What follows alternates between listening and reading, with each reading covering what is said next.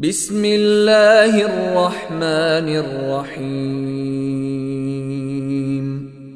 قل هو اللہ احد اللہ الصمد لم یلد ولم یولد ولم یکن له کفوا احد۔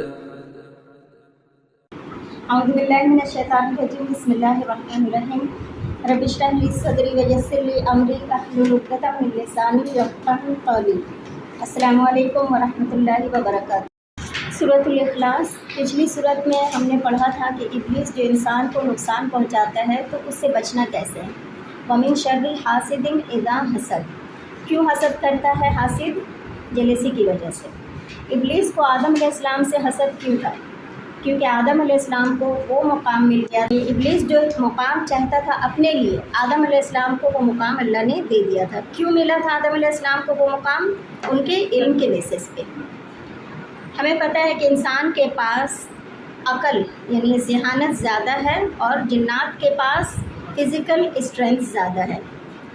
تو ابلیس کو حسد تھا آدم علیہ السلام کے علم سے، عقل سے۔ سورہ بقرہ میں اللہ تعالیٰ یہی فرماتے ہیں نا کہ اللہ تعالیٰ نے آدم علیہ السلام کو علم جو دیا تھا وہ ایڈیشنل علم تھا، یعنی فرشتوں اور جنات کو جو علم نہیں دیا تھا۔ اللہ تعالیٰ کہتے ہیں کہ وعلم آدم الاسماء کلها ثم عرضهم على الملائکۃ فقال انبئونی باسماء ہؤلاء ان کنتم صادقین۔ تو فرشتوں نے کیا جواب دیا تھا کہ اللہ آپ زیادہ جانتے ہیں، ہم نہیں جانتے۔ یعنی اللہ نے کہا کہ ہم نے آدم کو وہ ساری علم سکھا دیے۔ پھر آدم علیہ السلام کو وہ علم ساری چیزیں اللہ نے سامنے نکال کے دے دی اور کہا کہ ان کے نام بتاؤ۔ تو آدم علیہ السلام نے ساری علم یعنی جتنا بھی اللہ نے علم دیا تھا ساری چیزوں کا نام بتا دیا۔ نام سے مراد اس چیز کے ساری صفات، اس کی کیفیت، اس کا علم، سارا کچھ اللہ نے ان کو سکھا دیا تھا۔ ہر چیز کا علم، جو قیامت تک جو چیز جو دنیا میں ڈیولپ ہو رہی ہے یا جو سائنٹسٹ لوگ اس کو ریسرچ کر کے جو پتہ کر رہے ہیں، یہ ساری چیزیں کہاں اللہ نے دے دی؟ آدم علیہ السلام کو دے دیا نا۔ تو آدم علیہ السلام سے آدم علیہ السلام کی ذریت تک یہ سارا علم آ گیا۔ اب دیکھیں جیسے آم کا جو بیج ہوتا ہے تو اس بیج میں کیا ہوتا ہے؟ پوری درخت ہوتی ہے نا۔ وہ بیج جب پودا نکلتا ہے پھر اس سے پورا درخت بن جاتا ہے۔ تو ایسے ہی آدم علیہ السلام کو اللہ نے سارا علم دے دیا۔ اب ان کی جتنی ضروریت ہے وہ علم سب میں ہے، وہ سارا کا سارا ہے، جو قیامت تک جو بھی دنیا ترقی کرے گی وہ سارا علم ہے۔ تو اللہ نے آدم علیہ السلام کو نام سکھائے تھے، علم دیا تھا۔ یہ نام علم ہے اور یہ علم انسان کی پہچان ہے۔ تو سورۃ الفلق میں دعا سکھائی گئی ہمیں کہ رب کی حفاظت میں آ جاؤ حاسدوں سے۔ اور اب جو سورت ہم کرنے جا رہے ہیں سورۃ الاخلاص، اس میں علم حاصل کرنے کی جو موٹیویشن دی گئی تھی کہ ابن آدم بن کر رہنے کی، یعنی ہم دنیا میں ابن آدم بن کر رہیں۔ تو جس علم کی وجہ سے تم کو باقی مخلوقات پر فوقیت دی، اس علم کو حاصل کرو۔ سورہ اخلاص ہمیں وہ علم دینے جا رہی ہے۔ تو اس صورت کے اندر سارا توحید کا کانسیپٹ ہے، یعنی اس صورت کو اس مائنڈ سیٹ سے پڑھنا ہے کہ ہمیں اللہ کی پہچان ہو، اللہ کا تعارف حاصل ہو۔ جب ہم رب کو پہچانیں گے تبھی ہم اپنے مقام انسانیت کو پہچاننے کے قابل ہوں گے، اور جو مقام انسانیت کو پہچان جاتا ہے وہی اپنے قرین کو شکست دے پاتا ہے۔ ہمیں پتہ ہے نا، ہم نے قرین کا ذکر کس میں پڑھا؟ سورۃ الناس، ٹھیک ہے۔ تو اپنے قرین کو شکست دینا ہے تو ہمیں کیا کرنا ہے؟ اللہ کی معرفت حاصل کرنی ہے۔ تو یاد رکھیے زندگی میں جب بھی آپ علم حاصل کرنے کی طرف بڑھتے ہیں شیطان کو کبھی اچھا نہیں لگتا، تو وہ اس موقع پر ضرور آپ کو وسوسہ کرتا ہے۔ آج بھی ہو سکتا ہے کہ آپ کو یہ وسوسہ ہو کہ یہ سورہ جو ہم لوگ آج کرنے جا رہے ہیں تو بہت چھوٹی سی سورت ہے اور یہ تو بہت آسان ہے، اس میں اتنا وقت دینے کی کیا ضرورت ہے۔ ہو سکتا ہے، تو اس وقت بھی ہو سکتا ہے شیطان سب کے پیچھے لگا ہو، لیکن چونکہ ہم قرآن کھول لیتے ہیں اور اللہ کی پناہ میں آ جاتے ہیں تو اللہ کی پناہ میں آنے سے ہم اس سے اللہ کی حفاظت میں آ جاتے ہیں۔ تو جو چیز ایمان کو، توحید کو ڈسٹرائے کرنے والی ہے وہ ہے ایک تو شیطانی وسوسہ، اور دوسرا دنیا کی ٹیمپٹیشن، دنیا حاصل کرنے کا للک۔ یہ جو دو چیزیں ہیں یہ انسان کو تباہ و برباد کرتا ہے۔ آپ دیکھیے جس میں آپ کا مال ہے، آپ کے رشتے ہیں، اولاد ہے، اسٹیٹس ہے، ڈیزائر، ٹیمپٹیشن بنتے ہیں، یہ ساری جو آپ چاہتی ہیں حاصل کرنا، تو ہمیشہ سے یہ دو ہی چیزیں انسان کو کے ایمان میں کمی کا باعث بنتے ہیں۔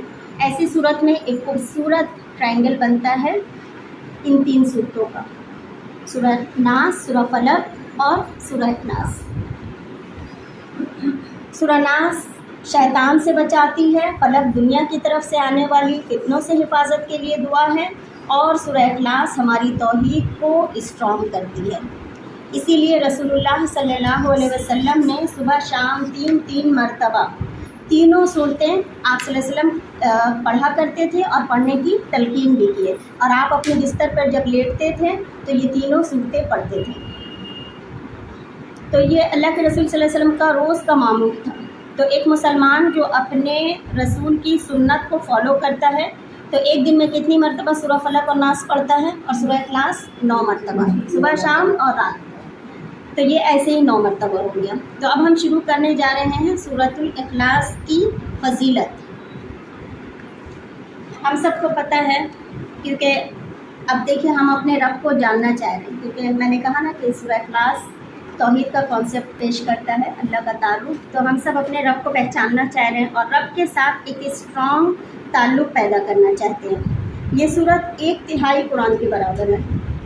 اللہ کے رسول صلی اللہ علیہ وسلم نے کہا ثلث القرآن، یہ 1/3 قرآن کے برابر۔ ایک مرتبہ اللہ کے رسول صلی اللہ علیہ وسلم نے صحابہ کو کہا کہ میں تمہیں 1/3 قرآن سناتا ہوں، اور آپ نے صرف سورہ اخلاص پڑھ لیا اور پھر حجرے کے اندر چلے گئے۔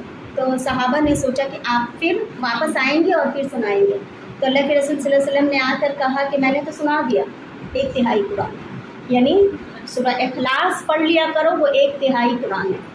کیونکہ آپ دیکھیے قرآن پاک میں 3 سبجیکٹ کو بتایا گیا ہے۔ ہم سب کو پتہ ہے انذار ہے اور انبیاء و رسول کے واقعات ہے، اور 1/3 جو ہے یعنی 1/3 جو ہے وہ توحید کو بیان کیا گیا۔ تو سورہ اخلاص 1/3 قرآن اس لحاظ سے بھی۔ تو یہ صورت 1/3 قرآن کے برابر ہے، اور اللہ کے رسول صلی اللہ علیہ وسلم کی سنت ہے کہ آپ ہر فرض نماز کے بعد ایک بار پڑھا کرتے تھے، اور مغرب و فجر کے دونوں سنتوں میں بھی اس کو پڑھتے تھے۔ آپ سب کو پتہ ہونا چاہیے کہ ہم لوگ جو سنت نماز پڑھتے ہیں زیادہ، یعنی اللہ کے رسول صلی اللہ علیہ وسلم کی کتنی محبت تھی کہ آپ جب 2 سنت پڑھا کرتے، پہلی میں سورہ کافرون پڑھتے، دوسری میں سورہ اخلاص پڑھا کرتے تھے۔ اور اس صورت کو آپ دعوت کے میدان میں بھی پیش کر سکتی ہیں کہ معبود کون ہو سکتا ہے۔ یہ ایک بہترین کسوٹی ہے جو بتاتا ہے کہ معبود کی صفات کیا ہونی چاہیے، یا ایک سچا معبود کیسا ہونا چاہیے۔ تو سب سے پہلی فضیلت یہ ہے کہ رسول اللہ صلی اللہ علیہ وسلم کو اس صورت سے خاص محبت تھی۔ اب نیچرل بات ہے کہ آپ جس سے محبت کرتی ہیں تو آپ کیا چاہتی ہیں کہ اس کو جو چیز پسند ہے آپ وہ کرنا چاہتی ہیں۔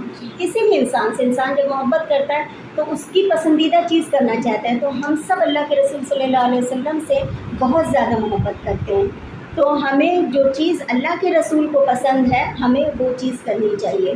تو رسول اللہ صلی اللہ علیہ وسلم کو سورہ اخلاص سے بہت محبت تھی، اور یہ کیسے ہو سکتا ہے کہ جب رسول اللہ کو محبت ہو اور صحابہ کو نہ ہو؟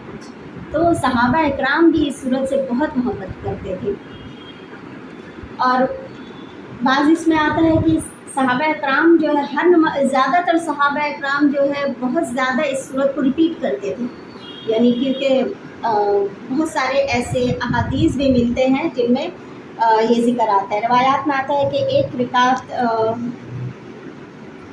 اچھا، اور یہ صورت کہاں پڑھا جاتا ہے؟ بہت اہم جگہ اور پڑھا جاتا ہے۔ ہم لوگ جب طواف کرتے ہیں، طواف کے بعد جو ہے مقام ابراہیم کے پاس پرساد پڑھتے ہیں، وہاں بھی اسی طرح پڑھا جاتا ہے۔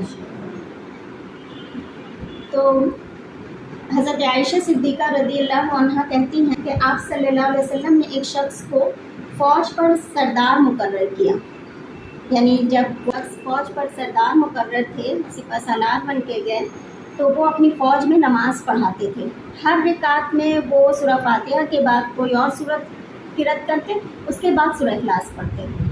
تو یہ ان کا روز کا معمول تھا۔ جب صحابہ اکرام لوٹ کر واپس آئے تو اللہ کے رسول صلی اللہ علیہ وسلم کے پاس گئے اور جا کے کہنے لگتے ہیں کہ یہ جو ہمارے امام بنے ہیں تو یہ ہر رکعت میں جو ہے سورہ اخلاص پڑھتے تھے، یعنی کوئی بھی سورت پڑھتے لیکن بعد میں سورہ اخلاص پڑھتے، کیونکہ ان کے لیے یہ نئی چیز تھی کہ اللہ کے رسول تو ایسا نہیں کرتے ہیں تو وہ کیوں کرتے ہیں۔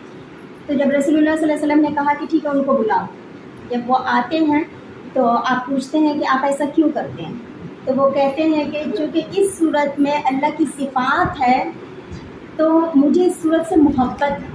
تو اللہ کے رسول صلی اللہ علیہ وسلم کہتے ہیں کہ تمہاری اس محبت نے تم کو جنت میں داخل کر دیا، یعنی اس صورت سے محبت کرنے کی وجہ سے ان کو اللہ نے بشارت کی کہ وہ جنت میں داخل ہوں گے۔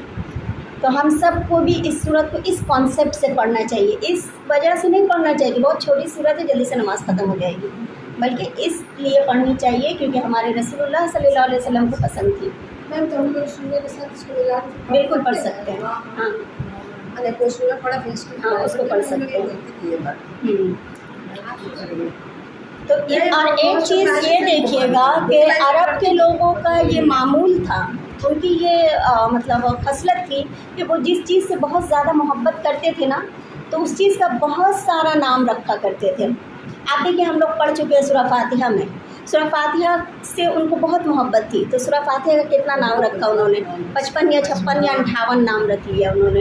تو ان کو کسی چیز سے بھی محبت ہوتی تھی تو اس چیز کا بہت زیادہ وہ لوگ نام رکھا کرتے تھے۔ ایسے ہم بھی کرتے ہیں، جیسے آپ دیکھیں کہ ہمیں اپنے بچے سے پیار ہوتا ہے تو ہم کبھی اسے کسی نام سے پکارتے ہیں، کبھی کسی نام سے پکارتے ہیں، تو ویسی ان کی بھی عادت تھی، وہ جس سے محبت کرتے تھے اس کو بہت سارے ناموں سے پکارتے تھے۔ تو اس میں جو ہے آپ کو میں تھوڑا سا وقت لے کر توحید کا کانسیپٹ کلیئر کرنا چاہوں گی انشاءاللہ۔ تو اس کو ہم لوگ تھوڑا سا اینڈ میں کرتے ہیں، سورت شروع کرتے ہیں۔ پہلے سورۃ الاخلاص 4 آیات ہے، اس میں 15 کلمات ہیں اور 47 حروف ہیں۔ اس سورت کو سورہ توحید بھی کہتے ہیں، سورہ نجات بھی کہتے ہیں، سورہ امان بھی کہتے ہیں، سورہ اساس بھی کہتے ہیں۔ سورہ فاتحہ کے بعد یہ سورت ایسی ہے جس کے بہت سارے نام ہیں اور 2 اخلاص والی صورتوں میں سے ہے۔ اچھا، دوسری اخلاص والی صورت کون سی ہے؟ قل یا ایھا الکافرون، ٹھیک ہے، تو اس کو اخلاصین بھی کہتے ہیں۔ اور ویسے بھی یہ صورت صحابہ کرام کی بہت ہی فیوریٹ صورت تھی۔ تو توحید ہی یاد رکھیے کہ توحید ہی وہ چیز ہے جو انسان کو اللہ سے سب سے زیادہ قریب کرتی ہے۔ اور اخلاص کا معنی کیا ہوتا ہے؟ خالص کرنا، ٹھیک ہے۔ سورہ اخلاص ابتدائی مکی صورت ہے، اس کا نام ہے اخلاص، یعنی جو کوئی اس کو سمجھ کر پڑھے گا اور اس پر ایمان لائے گا تو اس کا عقیدہ خالص ہو جائے گا۔ اور یہ صورت لوگوں کے سوال کے جواب میں نازل ہوئی۔ اس کا شان نزول کیا ہے کہ لوگ آ کر آپ صلی اللہ علیہ وسلم سے پوچھا کرتے تھے کہ آپ بتائیے آپ کس معبود کی پوجا کرتے ہیں، یعنی کہ آپ دیکھیے مشرکین مکہ جو تھے، مشرکین مکہ وہ بھی تو اللہ کی عبادت کرتے تھے نا، لیکن شرک کے ساتھ کرتے تھے، اللہ کے ساتھ بہت سارے اور الہ بنا رکھے تھے انہوں نے۔ تو جب رسول اللہ صلی اللہ علیہ وسلم منع کرتے تھے تو ان کو لگتا کہ اللہ کے رسول کوئی اور ہی معبود بنا کے بیٹھے ہیں، تو ان سے پوچھتے تھے کہ آپ کس معبود کی عبادت کرتے ہیں، آپ کے معبود کا حسب نسب کیا ہے، کیونکہ وہ جب کسی کو پہچاننا چاہتے تھے تو اس کا حسب نسب جاننا چاہتے تھے، کس خاندان کا ہے، کس قبیلے کا ہے، لکڑی کا ہے، لوہے کا ہے، کیسا ہے آپ کا معبود، تو آپ بتائیے۔ تو اللہ تعالیٰ اس کے جواب میں یہ سورہ اتارتے ہیں۔ تو یہ سورت جو ہے یہ بہت ہی فضیلت والی ہے، اللہ نے بتا دیا کہ معبود کیسا ہونا چاہیے، تو معبود کی ساری ڈیفینیشن اس سورت میں آپ کو ملے گی۔ یہ سورت نازل ہونے کے بعد ہم لوگ چھپ گئے آخری دم تک نہیں، جو ہٹ دھرم لوگ ہوتے ہیں وہ چپ نہیں ہوتے کبھی بھی، وہ ان کو جاننے کے لیے وہ خواہش نہیں کرتے تھے، وہ تو جھٹلانے کے لیے خواہش کرتے تھے، سوال کرتے تھے۔ تو سب سے پہلی چیز تو یاد رکھیے کہ توحید کی 3 قسم ہوتی ہے۔ پہلی قسم ہے توحید ربوبیت، ٹھیک ہے۔ دوسری ہے توحید الوہیت۔ ربوبیت رب سے ہے، الوہیت الہ سے ہے۔ رب کون ہوتا ہے؟ صرف پالنے والا، جو سارا انتظام کرنے والا۔ رب مربی سے، مربی جب گھر میں ہوتا ہے کسی گھر میں تو اس کا کیا کام ہوتا ہے؟ ہر ایک کا خیال رکھنا، ہر ایک کو اس کی ضرورت پہ ہر چیز پرووائڈ کرنا۔ تو ہمارا جو رب ہے یہ ساری کائنات کو چلا رہا ہے ہمارے لیے، بارش برساتا ہے، سورج نکالتا ہے، تو ہر ایک چیز ہمارے لیے کر رہا ہے، تو وہ رب ہے، ٹھیک ہے۔ تو توحید ربوبیت، جو کچھ کائنات میں تبدیلی ہو رہی ہے کرنے والا رب ہے، ٹھیک ہے۔ مشرکین مکہ یہیں پہ وہ لوگ غلط تھے، وہ یہ سمجھتے تھے کہ اللہ تعالیٰ کچھ اور کام کی ذمہ داری اپنے اوپر لے کر ہے اور باقی سارے کاموں کو دوسرے فرشتوں کو دیا ہوا اللہ نے۔ جیسے فرشتوں کو وہ لوگ اللہ کی بیٹی مانتے تھے، تو کہتے تھے فلاں فرشتے جو ہے بارش برساتا ہے، فلاں فرشتے جو ہے وہ اس کا انتظام کر کے ہے، یعنی کہ وہ اپنی مرضی سے کر رہے ہیں۔ یعنی اللہ تعالیٰ نے دنیا کائنات بنا دی اور 6 دن میں، اور اللہ اب تھک گئے اور بیٹھ گئے ایک جگہ اور سارا نظام دوسروں کو دے دیا۔ یہ ہے ان کا شرک، یعنی اللہ کے ساتھ رب میں کسی اور کو بھی شامل کر دینا۔ تو یہ پہلا ہے توحید کا کانسیپٹ میں توحید ربوبیت، یعنی رب سب کچھ کرنے والا رب ہے، ہم رب کو اکیلا مانتے ہیں، تنہا ہے وہ۔ دوسرا ہے توحید الوہیت، اب جب رب وہ ہے، سارا انتظام وہ کرنے والا، الہ بھی وہی ہے، معبود بھی وہی ہے، اسی کی عبادت ہونی چاہیے۔ تو جب مشرکین مکہ جب اس کو خالص اکیلا تنہا رب نہیں مانتے تو پوری عبادت بھی اس کی نہیں کرتے تھے، اب عبادت میں بھی دوسروں کو شریک کرتے تھے کہ کچھ اللہ کی عبادت کر لی اور کچھ جو ہے اپنے چھوٹے چھوٹے معبودوں کی عبادت کر لی۔ اور تیسرا کیا ہے توحید میں تیسرا ہے اسماء و صفات، ٹھیک ہے، توحید اسماء و صفات۔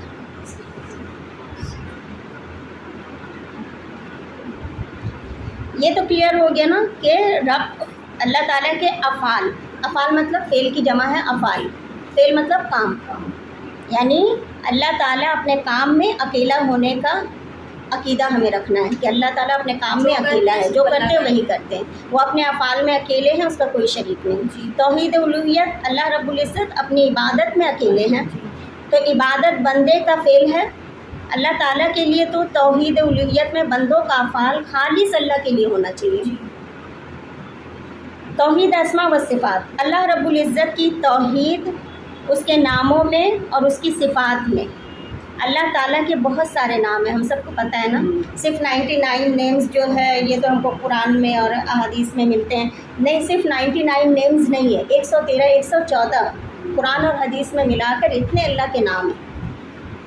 تو یہ سارے نام جو ہے یہ اللہ تعالیٰ کے ہیں، ٹھیک ہے۔ اسماء و صفات، اسماء کے نام سے، اسماء کا مطلب اسم کی جمع اسماء، اسم مطلب نام، تو اللہ کے نام، اللہ کا ذاتی نام کیا ہے؟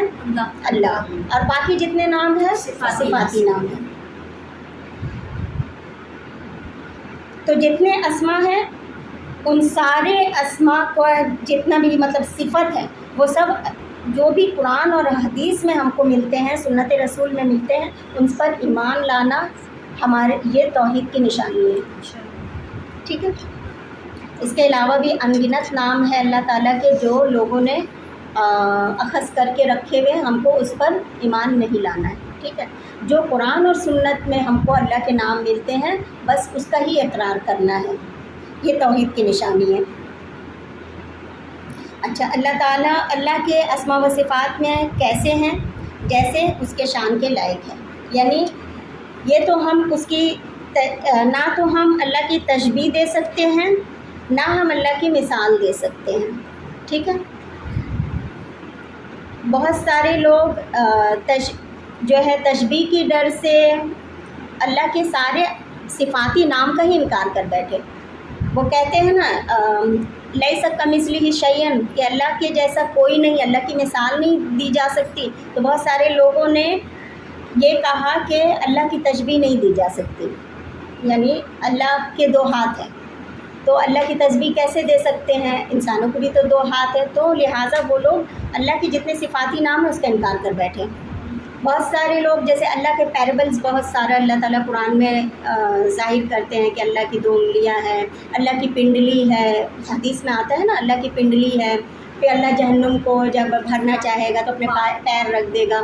تو بہت سارے لوگ کہتے ہیں کہ اللہ تو خود کہتے ہیں کہ اللہ کی مثال نہیں دی جا سکتی، لہٰذا وہ ان مثالوں کا بھی انکار کر دیتے ہیں۔ تو ہمیں اللہ تعالیٰ کی جیسے ہمیں اللہ تعالیٰ کی جو مثالیں دی گئی، اسماء و صفات دی گئی ہے، جو بتائی گئی ہے، ہم کو ان کو ماننا ہے۔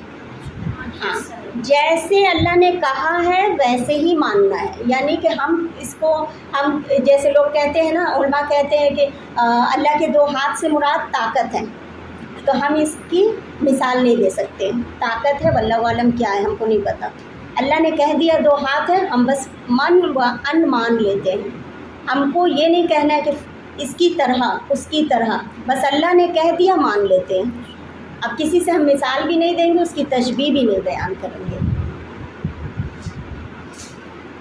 یہ بہت ہی اہم ٹاپک ہے جس کو بہت وقت کی ضرورت ہے، اتنا وقت چاہیے اس میں، کیونکہ اس کو اگر ڈیفائن کرنا ہے، اور یہ میں دیکھتی ہوں کہ لوگ اس کو بہت لائٹ لیتے ہیں۔ اس کا علم حاصل کرنا بہت ضروری ہے۔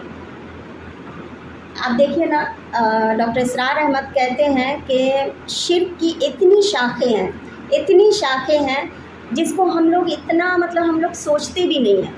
وہ تو یہاں تک کہتے ہیں کہ آپ اگر ایک انسان سے اگر کچھ مدد مانگ رہی ہیں، اور انسان سے تو ہم مدد مانگ سکتے ہیں فزیکلی، اگر فرض کیجیے میں کہوں کہ آپ مجھے پانی دے دیتے، اس میں تو کوئی گناہ نہیں ہے نا، یہ تو حکم ہے۔ ہم غیب کی مدد نہیں، ہم ایسا نہیں کر سکتے یہاں 2 فرشتے میرے بیٹھے ہیں کرامن کاتبین، میں کہوں کہ کرامن آپ جا کے اللہ سے میرے لیے دعا کر دیجیے، یہ تو ہم نہیں کر سکتے، غیب کی بات ہم نہیں کر سکتے، لیکن ہم آپ سے مدد مانگ سکتے کیونکہ یہ فزیکلی ہم آپ سے مانگتے ہیں، یہ اللہ نے حکم دیا ہے۔ تو یہاں پہ مدد مانگنا، اسرار احمد کہتے ہیں کہ آپ ایک انسان سے ایک بار کہتی ہیں کہ میرا یہ فلاں کام کروا دیجیے، وہ نہیں کرتا ہے۔ آپ دوسری مرتبہ کہتی ہیں کہ میرا فلاں کام کسی سے سفارش کروا دیجیے، اور وہ نہیں کرتا ہے۔ تیسری بار اگر آپ اس سے کہیں گی تو معاذ اللہ یہ شرک ہو جائے گا کہ آپ نے اس پہ اتنا توکل کر لیا جیسے اللہ پہ، کہ اللہ کر سکتا ہے، اب اس کی آپ خوشامد کر رہی ہیں۔ تو ان چھوٹی چھوٹی باتوں کو سوچیے کہ ہم لوگ دھیان نہیں دیتے ہیں، لیکن کتنی اہم بات ہے۔ توکل اللہ، اللہ کی طرف ہی توکل کرنی چاہیے۔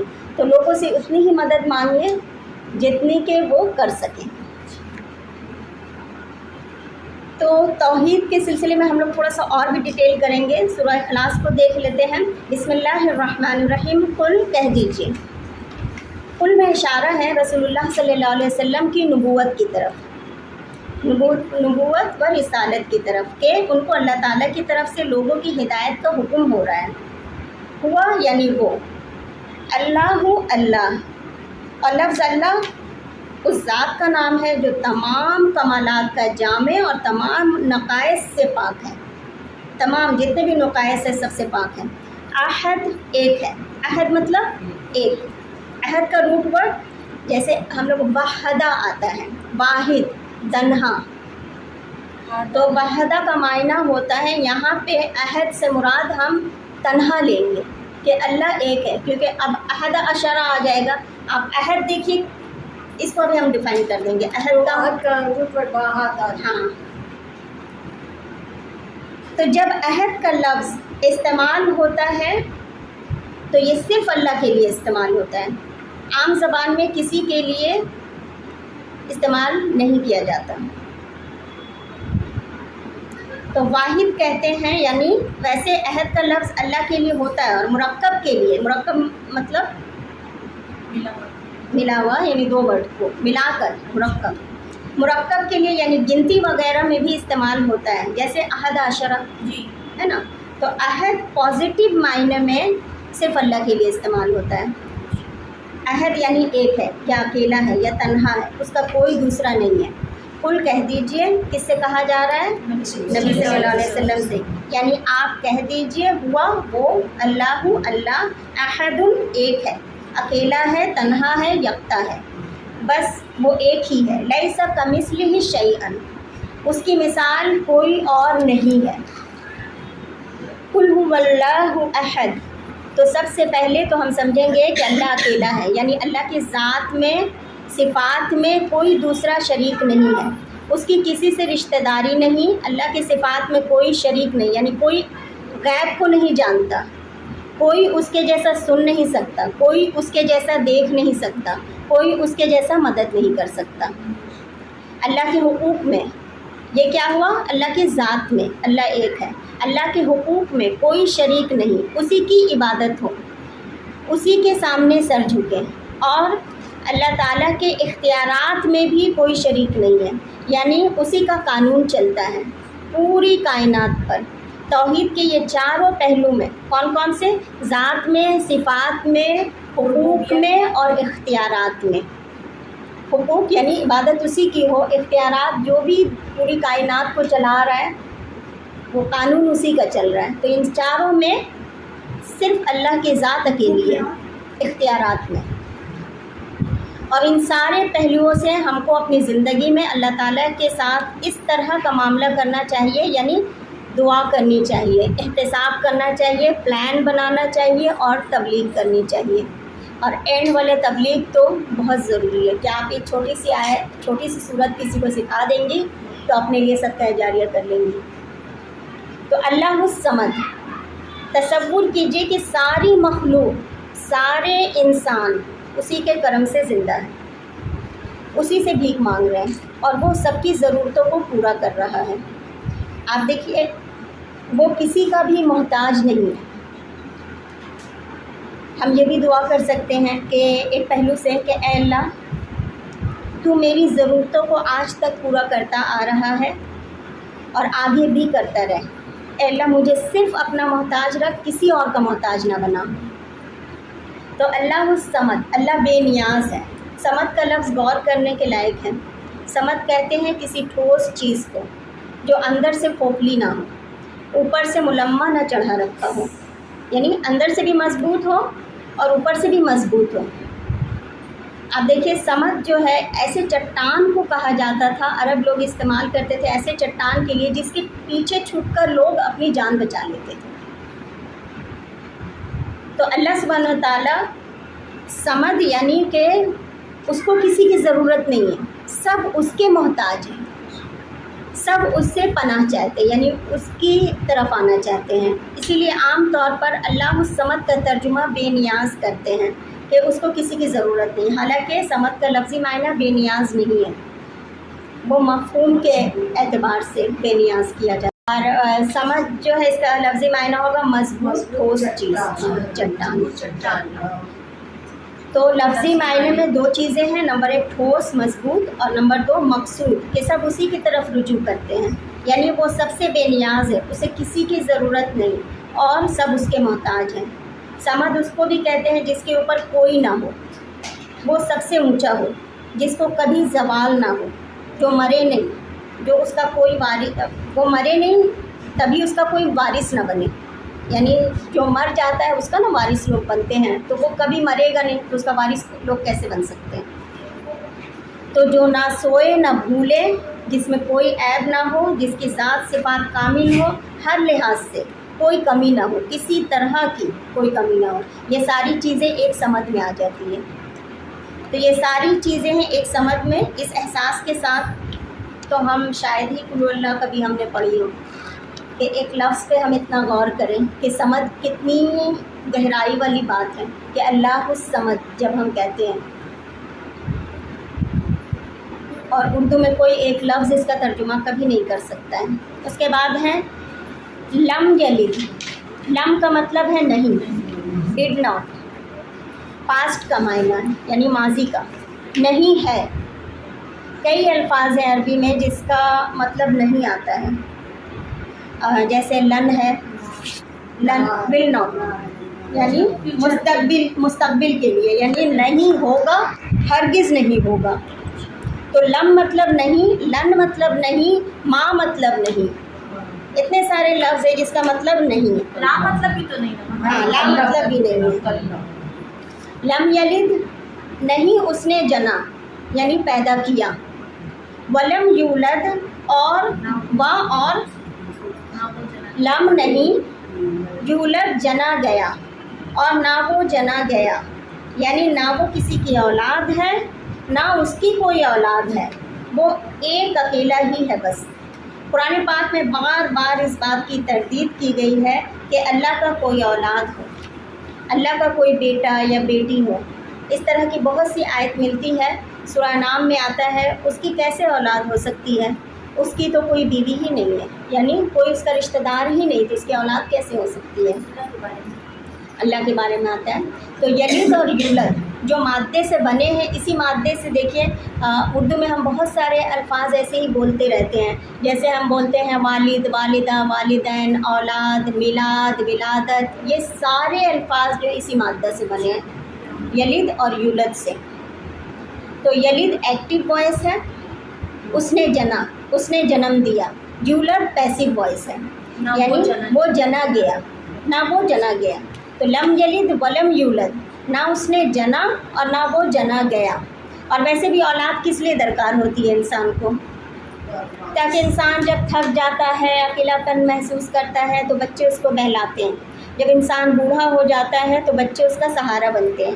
جب انسان مر جاتا ہے تو بچے اس کا نام اور کام جاری رکھتے ہیں۔ تو اللہ تعالیٰ ان ساری کمزوریوں سے پاک ہے، وہ ہمیشہ سے ہے، ہمیشہ رہے گا، اس لیے اس کو اولاد کی کوئی ضرورت نہیں ہے۔ تو لم یلد ولم یولد وہ ہمیشہ سے ہے۔ ایک ٹائم اسکیل پہ آپ جائیے اور پھر سوچئے آپ کے جتنا پیچھے جا سکتی ہیں جاتے جائیے اور پھر فیوچر میں بھی جتنا آگے جا سکتی ہیں آپ جاتے جائیے۔ ہمیشہ سے اللہ تعالیٰ ہے اور رہیں گے، یعنی کیسا عظیم اللہ تعالیٰ ہے، اس کا احساس کیجیے۔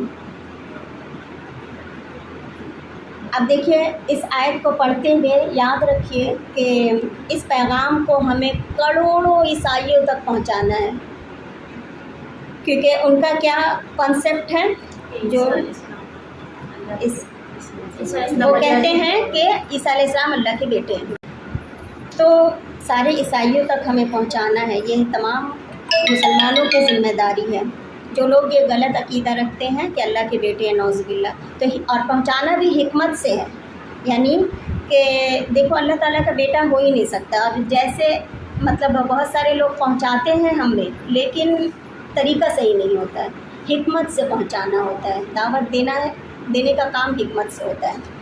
تو اس کے بعد آتا ہے ولم یکن لہ کفوا احد، وا یعنی اور، لم یعنی نہیں، یکن ہے اور نہیں ہے، لہو اس کا یا اس کے لیے، لہو یعنی اس کا یا اس کے لیے، کفوا ہمسر برابری کا، ولم اور نہیں، یکن ہے، کانا کا معنی بھی ہے، کانا کا معنی جو ہے بھی ہوتا ہے اور تھا بھی ہوتا ہے، ٹھیک ہے۔ تو اس کا مطلب کیا ہوگا کہ ولم اور نہ تھا، نہ ہے، نہ ہوگا، ٹھیک ہے۔ تو ولم یکن لہو اور نہیں ہے اس کے لیے اور نہ تھا اس کے لیے کبھی کوئی، کفوا ہم پایا، ہم پلہ، برابر۔ اصل میں کف کا لفظ بیوی کے لیے استعمال ہوتا ہے، ہمسر کے معنی میں، ٹھیک ہے۔ احدن کوئی، احدن کوئی، یعنی اس کے برابر کا کوئی نہیں ہے، نہ تو اس کی بیوی ہے نہ کوئی دوست ہے جو اس کے برابر کا ہو۔ حضرت ابو ہریرہ رضی اللہ عنہ فرماتے ہیں کہ رسول اللہ صلی اللہ علیہ وسلم نے فرمایا کہ اللہ تعالیٰ فرماتا ہے، حدیث قدسی ہے، کہ بنی آدم نے مجھے جھٹلایا اور یہ اس کے لیے مناسب نہ تھا، اور مجھے گالی دی اور یہ اس کے لیے جائز نہ تھا۔ اس کا مجھے جھٹلانے کا مطلب یہ ہے کہ وہ جو کہتا ہے کہ میں اسے دوبارہ ہرگز پیدا نہ کر سکوں گا، حالانکہ دوبارہ پیدا کرنا پہلی بار پیدا کرنے سے زیادہ آسان ہے، لیکن وہ مجھے جھٹلاتا ہے۔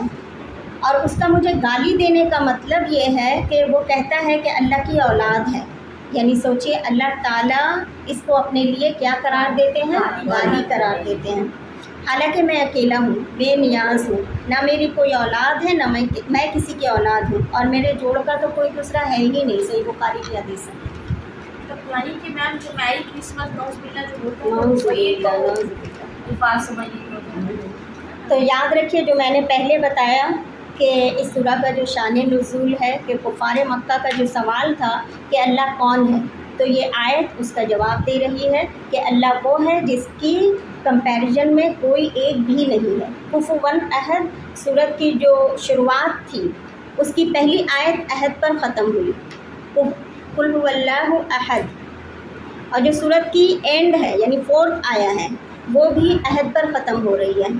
فرق صرف یہ ہے کہ فرسٹ عہد اللہ سبحانہ تعالیٰ کے لیے اور لاسٹ عہد انسانوں کے لیے، کہ کوئی انسانوں میں کوئی بھی مخلوقات میں کوئی بھی ایسا نہیں ہے جو اللہ کے ساتھ آ کر پیرالل کھڑا ہو سکے، اس سے کمپیئر کیا جا سکے۔ علماء کہتے ہیں کہ آیت نمبر 8 کا عہد جو آیا ہے اللہ کے تعارف میں اللہ احد، آگے آیت نمبر 2، 3 اور 4 یہ اسی کو فردر الیبوریٹ کر رہی ہے کہ اللہ کون ہے، اللہ کیسا یونیک ہے، اللہ صمد ہے، اللہ کو کسی کی حاجت نہیں ہے، لم یلد ولم یولد، وہ کیسا یونیک ہے جس کی کوئی اولاد نہیں ہے اور جس کو کسی نے پیدا بھی نہیں کیا ہے، ولم یکن لہ کفوا احد، جس کے جیسا کوئی بھی ایک نہیں ہے۔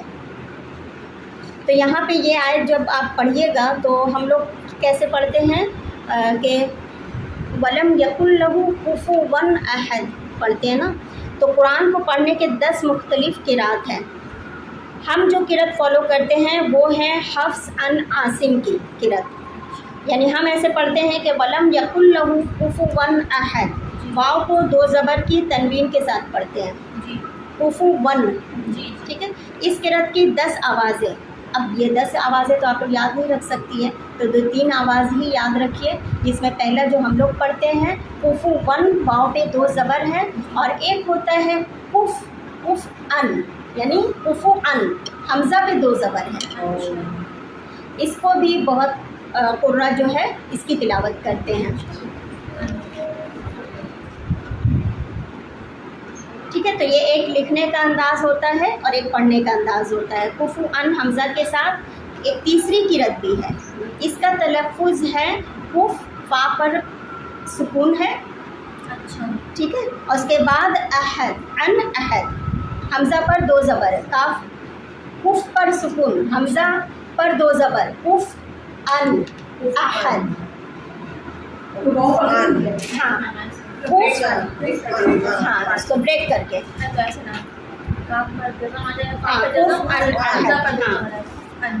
یعنی کہ حمزہ 2 زبر ان کے بعد سکتہ، پھر احد۔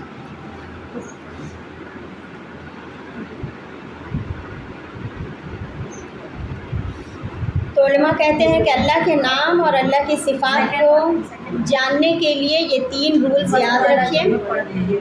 پہلی میں نے آپ کو بتا دی، یہ 3 رولز اللہ کے نام اور صفات جاننے کے لیے۔ میں نے کیا کہا تھا؟ توحید کے لیے 3 چیز کو یاد رکھنا ہے، کیا ہے؟ توحید کا کانسیپٹ کلیئر ہوتا ہے، ربوبیت، الوہیت اور اسماء و صفات، ٹھیک ہے۔ نمبر 1 اللہ کے نام ہو، اب اسماء و صفات کو تھوڑا سا اور ڈیفائن کرتی ہوں میں۔ اللہ کے نام ہو یا اللہ کی صفات ہو، یعنی ایٹریبیوٹس ہو، وہ صرف اور صرف قرآن اور سنت سے ڈرائیو کیا جائے گا، یعنی اللہ کیسا ہے، وہ کن صفات کا مالک ہے، یہ ہر انسان اپنی مرضی سے نہیں بیان کر سکتا، جو قرآن اور سنت سے پتہ چلتا ہے ہمیں اتنا ہی ماننا ہے، ٹھیک ہے۔ نمبر 2 رولز، سیکنڈ رولز کیا ہے؟ جو علماء کہتے ہیں کہ اللہ کے ناموں اور صفات کے لیے ہمیشہ یاد رکھیں کہ اس کے نام اور صفات کا مکمل علم صرف اور صرف اسی کو ہے۔ اللہ کے ناموں کا اور اللہ کی صفات کا احاطہ انسان نہیں کر سکتا ہے۔ جیسے اللہ کا ایک نام ہے الحی، کیا مطلب ہے الحی کا؟ وہ جو ہمیشہ سے زندہ ہے اور ہمیشہ زندہ رہے گا۔ علماء کہتے ہیں کہ اب ایک زندگی آپ دیکھیے مخلوقات کی ہے. اب مخلوقات میں بہت ساری مخلوقات ہیں، جیسے رینگنے والے ہیں، چونٹی ہے، کیڑے مکوڑے ہیں، یا چڑیا ہے، چرند و پرند ہے، یا پھر جانور ہے. سب کی ایک لائف ایکسپینڈ ہوتی ہے نا، کتنا کون زندہ رہتا ہے. انسانوں کی ایک حیات ہے، تو سب کی الگ الگ حیات ہے. تو ہم اللہ کو الحی جو جان رہے ہیں، تو ہم مخلوقات پہ سے تشبیہ نہیں دے سکتے. اللہ حی ہے، لیکن وہ کیسا زندہ ہے وہ اللہ کو پتہ ہے. یعنی ہم مخلوقات سے اس کو تشبیہ ہرگز نہیں دیں گے. اس کو مخلوقات کی زندگی سے کبھی ہم کو کمپیئر نہیں کیا کر سکتے.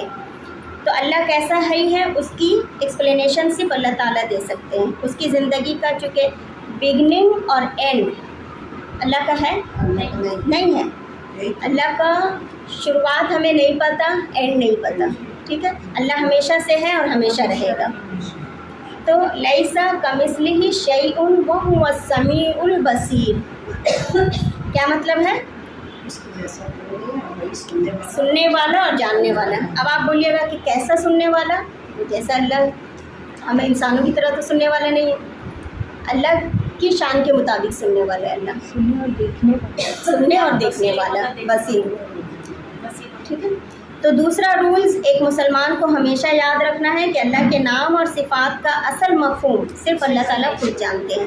تھرڈ رولز یہ ہے کہ اللہ کی صفات اور اللہ کے ناموں کے بارے میں آپ کو جو انفارمیشن ملے قرآن و سنت سے، بس اتنا لے. آپ اس کی بہت زیادہ ڈیٹیل میں مت جائیے، اس کی بہت زیادہ کھوج کرید مت کیجیے کہ آخر اللہ زندہ ہے تو کیسا زندہ ہوگا، پھر آپ گمراہ ہو جائیے گا. اگر قرآن کہتا ہے ید اللہ، اللہ کا ہاتھ، اگر حدیث میں آتا ہے اللہ کی پنڈلی یا اللہ کا عرش یا اللہ کی 2 انگلیاں، تو یہ سب آپ کے سامنے پیرابلز ہیں. ٹھیک ہے. تو اللہ کے نام اور اللہ کی صفات کی کہ اللہ مثالیں دے رہے ہیں، تو علماء کہتے ہیں کہ جو بتا دیا جائے خاموشی سے سن لیں، اس کے اوپر سوال اب مت پوچھیے. اس لیے کہ اللہ سے جو کنیکٹڈ چیزیں ہیں نا، اس کا بھی علم صرف اللہ کے پاس ہے.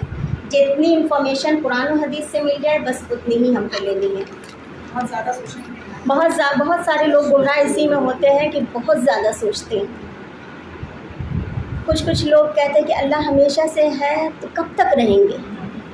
ایسی نعوذ باللہ، ایسی مطلب نان سینس باتیں کرتے ہیں. یہ کیوں ہوتا ہے؟ بہت زیادہ کھوج کرید کرنے کی وجہ سے. بہت سارے لوگ روح پر اتنی باتیں کرتے ہیں، برزخ کی زندگی کیسی ہوگی، کیا ہوگی، نہیں ہوگی، جبکہ اللہ نے کہہ دیا کہ روح کے بارے میں تم زیادہ نہیں جانتے، جتنا بتا دیا جائے بس اتنا جانو. تو یہاں پہ کفر کا مطلب کیا میں نے بتایا؟ برابر. تو ہر انسان کے کفر ہو سکتے ہیں، ہر مخلوقات کے کفر ہو سکتے ہیں. کفر کا مطلب جو آپ سے ملتا جلتا ہے، جیسے آپ کی اولاد یا والدین آپ کے کفر ہو سکتے ہیں، یعنی آپ سے ملتے جلتے ہو سکتے ہیں عادات میں، دیکھنے میں. اب دیکھیں شوہر اور بیوی میں بھی کسی نہ کسی لیول پہ، کسی نہ کسی حد تک کفر ہوتا ہے. اسی لیے رسول اللہ صلی اللہ علیہ وسلم کی آپ حدیثوں کا مفہوم اگر آپ کو پتہ ہو تو کیا کہا جاتا ہے حدیثوں میں کہ اس کفر کے رولز کے ساتھ بچوں کے رشتے کرنے کی بات کہی گئی ہے کہ جب بچوں کا رشتہ کرو تو کفر دیکھو، یعنی برابری دیکھو. خاندان برابر ہے، کلچر کے اعتبار سے برابر ہے، ہر ایک چیز میں معاشی اعتبار سے برابر ہے. ہر ایک چیز میں اگر برابری ہو تبھی بچے ایک دوسرے سے نباہ کر سکتے ہیں، ورنہ نہیں کر سکیں گے. تو کفر کا جو ہے یہ لیول دیکھنا چاہیے. تو عہد یعنی کوئی. دیکھیے شروع میں ابھی میں نے بتایا کہ قل هو اللہ احد، کہہ دو وہ اللہ ایک ہے. وہاں پر مطلب تھا عہد کا ایک، اور یہاں پر ولم یکن لہ کفوا احد کا مطلب کوئی ہو رہا ہے اس کا مطلب. ٹھیک ہے، حالانکہ دونوں جگہ عہد ہے، لیکن انسانوں کے لیے آیا تو کیا ہو گیا اس کا مطلب کوئی اس کے جیسا نہیں. تو عہد پازیٹیو معنی میں ایک اللہ کے لیے استعمال ہوتا ہے، نیگیٹو معنوں میں، منفی معنوں میں، یعنی یہاں پہ کیا ہے کہ کوئی اللہ جیسا نہیں ہے، منفی معنی ہے نا، تو یہاں منفی معنی میں کوئی کے معنی میں استعمال ہوا ہے. کسی کے لیے بھی کوئی منفی معنی میں یعنی کوئی نہیں ہے. جیسے کہتے ہیں نا کہ معافی عہد، کوئی نہیں ہے، ولم یکن لہ کفوا احد، اس کے جیسا کوئی نہیں ہے، اس کے برابر کا کوئی نہیں ہے، تو دل میں اس کی عظمت ایسی چھا جائے کہ اللہ تعالیٰ کے برابر کا کوئی دور دور تک نظر نہ آئے۔ تو ہم دعا کر سکتے ہیں کہ اللہ تعالیٰ ذہن میں، ہماری ذہنوں میں تیری عظمت ایسی بٹھا دے، تو جو بھی اللہ تعالیٰ کی توحید کی نعمت کی قدر کرے گا وہ بے انتہا اس سورت کو خوشی سے پڑھے گا۔ کیسے خوشی سے؟ جیسے میں ایک مثال دے سکتی ہوں کہ اب فرض کیجئے کہ آپ کے رشتہ داروں میں یا آپ کے جان پہچان والوں میں یا آپ کے پڑوسیوں میں، دوستوں میں کوئی بھی ایک انسان ایسا ہو جو بہت شان کا مالک ہو، جو بہت اونچی عہدے میں فائز ہو۔ فرض کیجئے کہ آپ کا کوئی رشتہ دار ہے جو بہت بڑا کرکٹ پلیئر ہے یا فٹ بالر ہے یا پولیٹکس میں بہت اعلیٰ مقام رکھتا ہے یا پھر بہت بڑا سائنسداں ہے یا کچھ بھی ہے، تو جب بھی آپ کسی سے بات کیجئے گا نا تو اپنا کوئی بھی اپنی دوست ہے یا اپنا رشتہ دار ہے، آپ بات بات میں اس کا ذکر ضرور چھیڑ دیجیے گا۔ آپ کو پتہ ہے میرے چچا نا ایسے ہے، آپ کو پتہ ہے میرا بھائی ایسا ہے، ہم ضرور چھیڑیں گے۔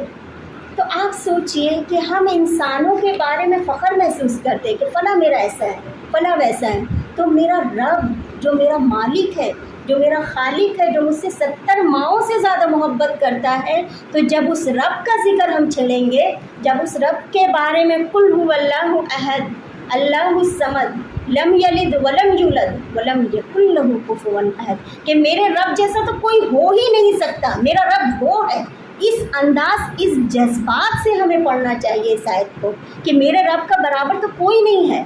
تو ہم کتنی مرتبہ قل اللہ احد پڑھتے ہیں نمازوں میں، اور اس احساسات کو ہم زندہ کر کے پڑھتے ہیں۔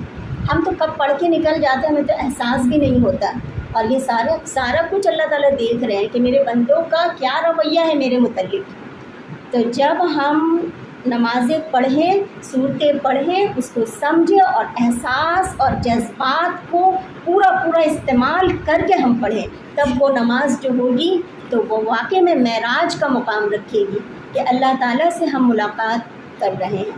ورنہ تو ہم نمازیں پڑھ کے نکل جاتے ہیں اور پتہ بھی نہیں چلتا ہے کہ ہم نے کتنی رکعتیں اور کیسے پڑھی، کب نیت باندھی اور کب سلام پھیر دی۔ تو تھوڑا سا میں اور 2 منٹ وقت لوں گی۔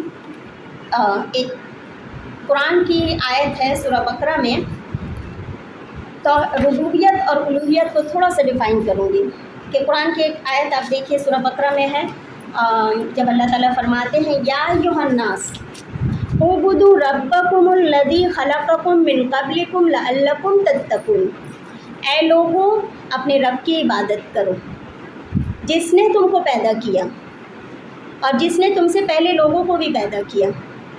تو ایک مرتبہ اللہ نے کیا حکم دیا؟ عبادت کا، اور آگے یعنی توحید ربوبیت، اپنے رب کی عبادت کرو۔